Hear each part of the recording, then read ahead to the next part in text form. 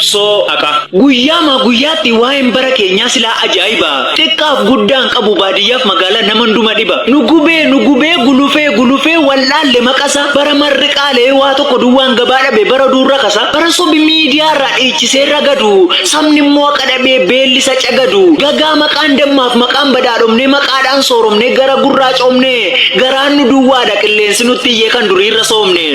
Silaayi utuu dhugaa dubbanne Somaaliyaa wajjiniin sadarkaadhaaf dorgomna. Gaafa soba fuufnu immoo waraana keessa jirtii jennee Raashiyaaf midhaan qonna. Utuu dhugaa dubbanne aangoo siyaasaaf jennee ola deemaa fannifna. Gaafa soba fuufnu immoo kan dhugaa sabaa falmuu bosona jiruuf iyyuu harka nagaa bal'ifna. Utuu dhugaa dubbanne akeekkachiisa laannee kan nuyi jennu qofa afarsu miidiyoonni. Gaafa soba fuufnu immoo 100 eebbifnee carraa argatee jenna hojiidhaaf miliyoon. Utuu dhugaa dubbanne hawaasa iyyuu adda qoonna ilaalcha siyaasaan deeggarra. Gaafa soba fuufnu immoo utuma gabuu bulluquufne jennee jeekarra. Sobatu afuuftanii isinirra dhangala'ee barame oduun keessanii. Kana booda gaa dhugaatu dhufaa jira teessumichumarrayyuu nagaadhaan hin teessaniif. Wanti beekuu qabnu dhugaan ifa jiru hammam baay'atullee sobni waan jijjiiru. Miidhama durii odeessaa har'a saaraa dabalaa isa kaleessa dhiitame har'a immoo kabalaa. Sirna durii deebisuuf dhaloota jaamsitanii Oromoo saamuudhaaf qabsoo dhaamsitanii soba gola keessanii dhaloonnis beekateera waliisaas barsiiseera. Qawween maaliin goone reekunoof kabachiiseera. Impaayera qawween ijaaramte qawweedhumatu diiga. Kanaaf goonni wal waamee qabsoof kutatee fiiga. Mooraa haqaan ijaarame immoo oduu mandaraa miti misaa'elluun danda'u.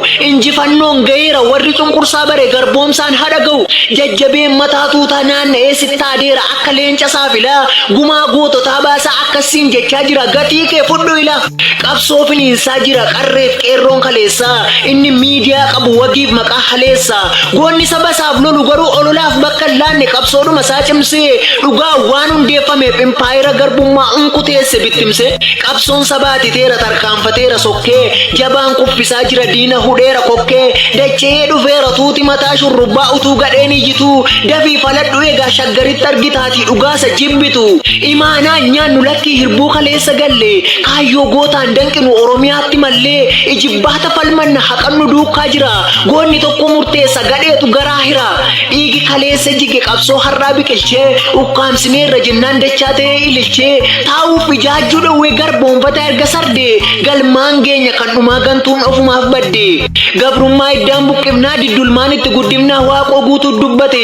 Dhaloonni guddate sun har'a qabsootti jira daandii haqaa hubatee baratee sammuuf qaree hiinaanis diddaa baree gowwoomsaan dubbii fidee ajjeefnaan ittuu didee sagal maqaaleessinaan obsee dhiisee hundumayyuu akka inni jabaa ta'e beekoo fi durumayyuu haqaan uummata jaaree soqee tabba durasaa qabsoo dhiigaan utubee gootni qabsiiseera gucasa hirbuu dhiigaan mallattaa'eetu dudduuba deebi'aa reedhiisaa kana yaadinaa dhaqdhaqii ceenee dhufne gowwoomtanii ofumaa raaree qe'een laaqinaa dhaloonni barateetu of baree biyya falme ijaaruuf fiigaa jira kan sin alagaa firtan Oromiyaa ishee harme utuu nu haleessanii sirna sabaa ijaaraa gidduu seenne sissiqnee garaa kutadhaa egaa annuura Oromiyaa galmi keenya Finfinnee.